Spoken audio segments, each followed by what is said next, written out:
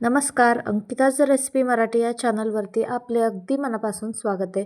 तर आज इथे आपण बनवणार आहे शेवग्याचा सांबार. शेवग्याचा सांबार कसा बनवायचा ते इथे आपण पाहूयात. सध्याला शेवग्याचा सीझन आहे, तर शेवग्याचा सांबार कसा बनवायचा ते इथे आपण संपूर्ण रेसिपी पाहणार आहोत. तुम्ही इथे पाहू शकता, इथे आपण बनवलेला आहे, एकदम भन्नाट असा आपला झालेला आहे. याला भातासोबत, चपातीसोबत आपण खाऊ शकतो. मस्त अशी लागते चव, एकदम भन्नाट अशी आपली सांबार रेसिपी असणार आहे. चला तर पाहूयात कसा बनवला आहे ते. आणि एकही स्टेप न मिस करता संपूर्ण रेसिपी पहा. रेसिपी आवडल्यास लाईक, शेअर, सबस्क्राईब करा. चला तर सुरुवात करूया. इथे आपण तुरीचं डाळ घेतलेलं आहे आणि त्याच प्रमाणात आपण मसूर डाळ घेतलेला आहे. मसूर डाळ आणि तुरीची डाळ दोन्हीही एका प्रमाणामध्ये आपण घेतलेले आहे, म्हणजे अर्धा अर्धा वाटी आपण इथे घेतलेलं आहे. ते डाळ आपण इथे घेतलेलं आहेत आणि 2 टमाटर अख्खे यामध्ये घालायचे आहेत आणि मस्त पाणी घालून याला स्वच्छ धुवून घ्यायचं. धुवून घेऊन आपण याच्या शिट्ट्या काढून घ्यायचे, कुकर लावून घ्यायचे. यामध्ये आपण पाणी घालून मस्त अशी कुकरची शिट्टी लावून घ्यायचे. यामध्ये पुरेल तितकं आपण पाणी घालून घ्यायचे. इथे 1 वाटी मी डाळ घेतलेला आहे, जसं की मसूर डाळ अर्धा वाटी आणि तूर डाळ अर्धा वाटी असं आपण इथे घेतलेलं आहे. आणि 2 टमाटर आपण असेच घेतलेले आहेत, अख्खे टमाटर यामध्ये घालणार आहोत. तर इथे आपण कापून घेतलात तर डाळ मस्त शिजली जात नाही, त्यामुळे असेच अख्खे आपण यामध्ये घालून घेतलेले आहेत. मस्त आता वाफवून घ्यायची, मस्त डाळ शिजवून घ्यायचे. कुकरच्या 3 ते 4 शिट्ट्या आपण काढून घ्यायचे. 3 ते 4 शिट्ट्यानंतर इथे आपण पाहूयात, आता आपली डाळ शिजलेली आहे. इथे तुम्ही पाहू शकता, एकदम मस्त अशी डाळ शिजलेली आहे. आणि इथे आपण सांबार मसाला घेतलेले आहे, सुहाना सांबार मसाला इथे आपण घेतलेला आहे. शेवगा इथे आपण घेतलेला आहे. तुमच्याकडे किती शेवगे असतील तेवढे घेतलात तरी चालेल, कमी जास्त तुम्ही करू शकता. तर इथे आपण मस्त अशी रवीच्या साहाय्याने नाहीतर डाळ थोडंसं बारीक करून घ्यायचं आहे, चमच्याने म्हणा, आपण डाळ बारीक करून घ्यायचं. एकदम मस्त अशी डाळ शिजलेली आहे. तुम्ही इथे पाहू शकता, अशा पद्धतीने आपला हा डाळ इथे तयार झालेला आहे. एकदम पाणी जास्त घालायचं नाही, एकदम परफेक्ट शिजून आपण इथे घेतलेलं आहे. तर इथे आपण एक पातेलं ठेवून घेतलं. गॅस चालू करून घेऊयात. पातेलं छान गरम होऊ द्यायचं आहे. पातेलं गरम झालं की त्यामध्ये आपण तेल घालून घ्यायचं आहे. इथे आपण 2 ते 3 चम्मच तेल घालून घेऊयात. या डाळीला थोडंसं तेल जास्त लागतो तडका लावण्यासाठी. तर इथे आपण 2 ते 3 चम्मच तेल घालून घेतलेलं आहे. तेल छान गरम होऊ द्यायचं आहे. तेल गरम झाला की त्यामध्ये आपण फोडणी द्यायचे. फोडणीसाठी लागणारे आपल्याला जिरे, लसूण, कढीपत्ता, कोथिंबीर असं आपल्याला लागणार आहे. तर हळद पण लागणार आहे. सांबार मसाला, लाल मसाला असला तरी चालेल किंवा काळा मसाला, इथे दोन्हीही वापरू शकता. दोन्हीही वापरू शकता, एकही वापरू शकता. जसं लाल मसाला असला की लाल मसाला वापरू शकतो, नाहीतर काळा मसाला तर काळा मसाला. तर इथे आपण फोडणीला सुरुवात करूया. त्यामध्ये आपण सर्वप्रथम जिरे घालून घेतलेले आहे. जिरे 2 चम्मच घालून आपण तडका लावून घ्यायचं आहे. त्यानंतर लसूण इथे आपण ठेचून घेतलेले आहेत. 7-8 पाकळ्या आपण इकडे ठेचून घेतलेल्या आहेत, ते आपण फोडणीमध्ये घालूयात. त्यानंतर कढीपत्ता यामध्ये घालूयात.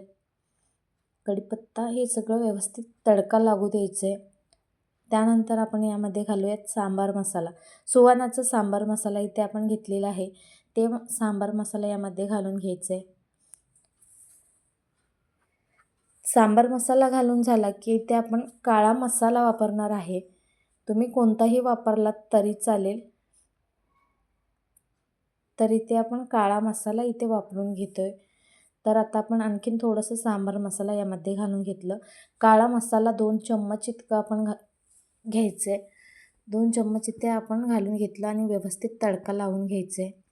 आता आपली शिजलेली डाळ यामध्ये घालून घ्यायचं आहे. टमाटर पण व्यवस्थित मऊ करून घेतलेले आहेत आपण.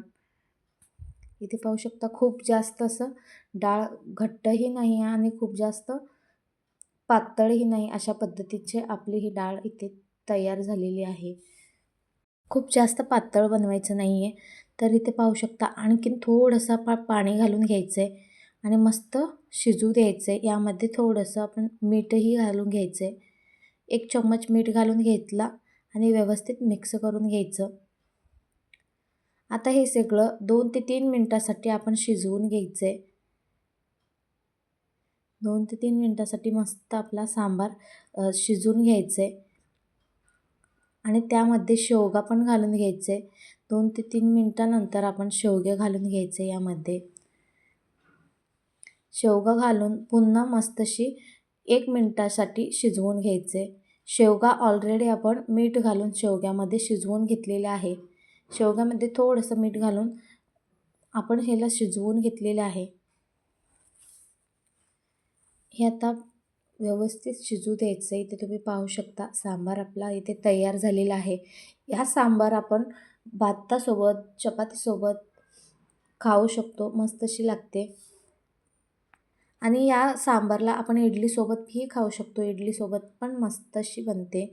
इथे पाहू शकता आणखीन 1 मिनटासाठी आपण ह्याला शिजवून घेतली. इथे पाहू शकता या पद्धतीने मस्त शिजवून घ्यायचं आहे. शेवगा शिजला गेला पाहिजे. शेवगा जर कच्चेपणा राहिला तर त्याचा चव वेगळाच होतो. तर अगदी स्लो फ्लेमवर आता आणखीन थोडंसं शिजवून घेऊयात. आणि अशाच नवनवीन रेसिपीज पाहण्यासाठी अंकिता रेसिपी मराठी या चॅनलला लाईक, शेअर, सबस्क्राईब करा आणि बेल आयकॉनला क्लिक करा जेणेकरून नवनवीन रेसिपीज तुमच्यापर्यंत पोहोचतील. अस्सल गावरान रेसिपीज जर तुम्हाला पाहायच्या असतील तर पटकन सबस्क्राईब आणि लाईक करून घ्या. तर मंडळी इथे पाहू शकता आपली ही डाळ मस्त अशी तयार होत आहे. अगदी स्लो फ्लेमवर मस्त शिजवून घ्यायचे. चवीला तर एक नंबर अशी ही आपली सांबार बनवून तयार होते.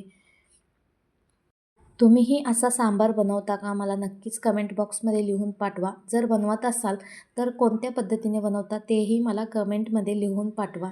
तर इथे आपली ही सांबार तयार झाली. आता आपण गॅस बंद करून घेऊयात आणि हो, ही रेसिपी तुम्ही कोणत्या राज्यातून, जिल्ह्यातून पाहताय नक्कीच कमेंट बॉक्समध्ये लिहून पाठवा. इथे आपला सांबार तयार झालेला आहे. आता आपण एका प्लेटमध्ये सर्व करून दाखवते. एकदम भन्नाट असा झालेला आहे. याला आपण इडलीसोबत खाऊ शकतो, डोश्यासोबत खाऊ शकतो, भातासोबत एक नंबर लागते. इथे साऊथ इंडियन अशाच पद्धतीने साऊथ इंडियनमध्ये सांबार बनवली जाते. एकदम भन्नाट अशी लागते. तर इथे आपण एका प्लेटमध्ये सर्व करून घेतला. इथे पाहू शकता मस्त असा आपला सांबार तयार झाला. मंडळी ही रेसिपी तुम्हाला कशी वाटली नक्कीच कमेंट बॉक्समध्ये लिहून पाठवा आणि अशाच नवनवीन रेसिपीज पाहण्यासाठी पटकन सबस्क्राईब करून घ्या, लाईक करून घ्या. तर मंडळी ही रेसिपी तुम्हाला थोडी तरी आवडली असेल तर एक लाईक करून घ्या. भेटूयात अशाच नवनवीन रेसिपीसोबत. तोपर्यंत खात राहा, पीत राहा आणि स्वस्थ राहा. भेटूयात नवनवीन रेसिपीसोबत. Bye bye.